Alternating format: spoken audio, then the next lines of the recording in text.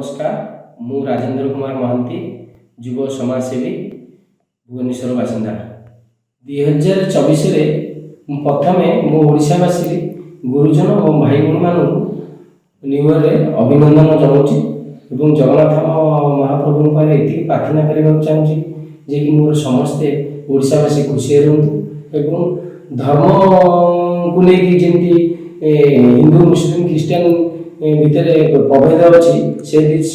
छाड़ी भाई भाई चलतु एवं ओडिशा केमती उन्नति हम भारत केमती उन्नति हम समस्ते एकाठी हाथ बढ़े आगू काम से चलवा उचित ठीक ये मोर प्रार्थना एवं खुशी खबर 2024 जनवरी मास 22 तारिख राम मंदिर हो जाऊँगी आमर एत दिन जो